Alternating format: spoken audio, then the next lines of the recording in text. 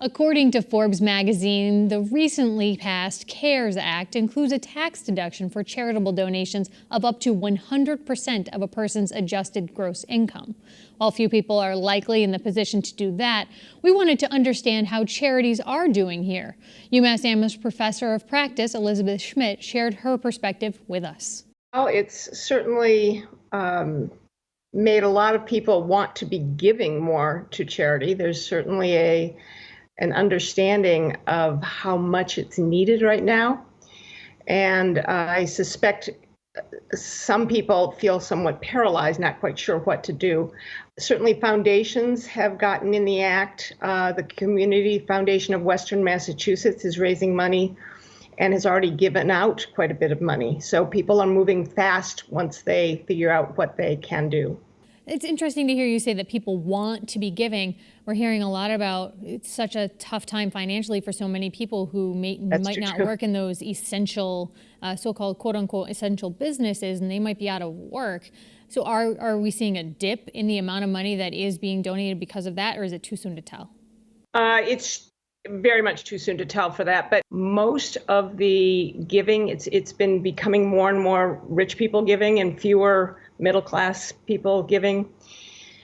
So I think there may be, as in all disasters, it's often the richest people who feel it the last, and generous people who have enough money will still be wanting to give money, particularly because they recognize how many people have lost their jobs. And there's also in the new laws, there's a new incentive for charitable giving that people who do not itemize their taxes can take an additional deduction up to $300. So that's something for people who have not yet lost their jobs, who still want to be generous. I was thinking about, sort of the seasonal nature of some businesses, whether that's a fitness center, for instance, sees a peak in January because everyone wants to get their New Year's resolution up and running. For the charitable community, is there sort of a typical flow to what's happening? We're in March, April. Is there a cycle that we usually see this time of year? This time of year, we don't usually see tons of giving. It's usually, they call it the giving season from October to December. And, traditionally that's been done because your taxes are due, or your tax year ends December 31st. But it's also, I think, a very generous season in December. But when there's a disaster, Americans and people worldwide are very generous. In fact, the one statistic I've read, there've already been $3 billion given to philanthropy worldwide in the last month. Wow. So, and that's gonna, I bet that will double. You think that will double? Well, we're still at the beginning of this.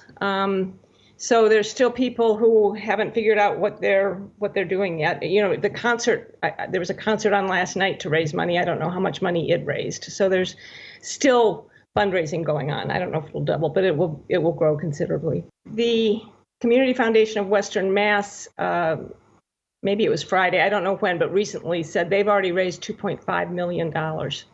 So even in our little local community, it's people are generous. Yeah, sort of signs of hope too, because we've been hearing so many stories about difficulties that people are experiencing. It's nice to hear some hope out there right now. And some of this hope too is there's charity going to places where it wouldn't ordinarily go, like to small businesses.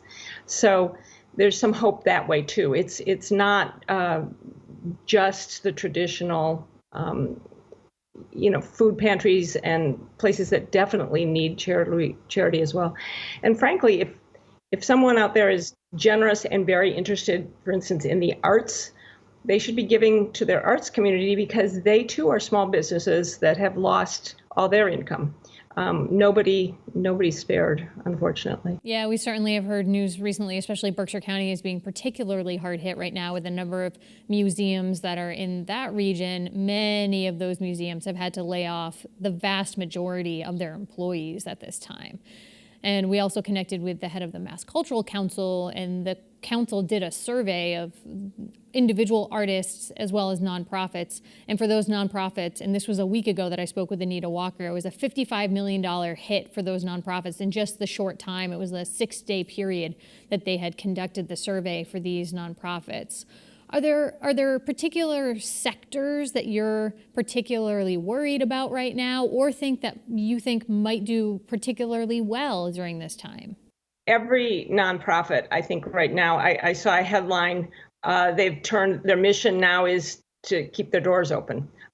Every nonprofit is worried right now. But traditionally, when there's a human, a disaster like this, a human services need, money does go there. They don't feel as big a hit as others. And I saw recently that during the Great Recession, the human services sector, which actually never has enough money, so that's part of the problem. If we had enough money for our human services, we might not be in as big a drain right now. But they do seem to keep people get generous, at least for the time being. And it takes a long time for the other nonprofit sectors to pick up. I think it took up to a decade for some of them after the Great Recession. Do you have a sense of the ways that people responded and made it through during the Great Recession? Do you think that those changes that they made then are applicable here, or is this just a completely different scenario that we're dealing with? I think this is completely different. It was, the Great Recession was fast too, but not this fast, and not as many people out of work. And also, they're losing volunteers, the nonprofit sector. People who are afraid to do things, obviously, an arts place that's shut down, it doesn't matter. But even the human services, they can't have their 80-year-olds who were serving meals to people doing that anymore. So it's difficult all around.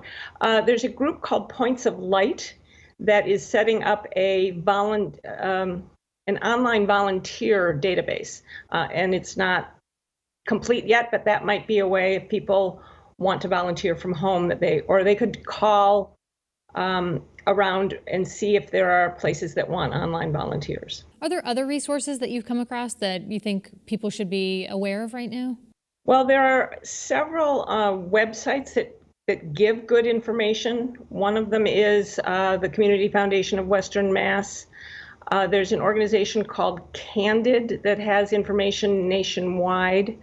The National Council of Nonprofits does an excellent job of summarizing these new laws as they apply to nonprofits. So if nonprofits are watching this and trying to figure out how these new laws apply to them, that's a good site to go to. And they're actually holding a webinar tomorrow too that would be free. I was thinking about the scope of the courses that you teach, and they center typically on making a difference in the nonprofit sector or catalyzing change. Are you looking at either of those areas and thinking about the opportunity that this difficult time might have for people? Every challenge is an opportunity. So we have so much opportunity. Our nonprofit sector is kind of always working in the places where our systems are broken. And now is the time for us to recognize, some of these systems have not worked the way they should. Let's repair them. And I'm hopeful that we will. So I think that's very exciting. I also think people's minds, there's nothing like a disaster to change your minds. All of us couldn't have believed where we'd be 3 weeks ago. So enough minds may have changed that we can work together and solve some of our common problems.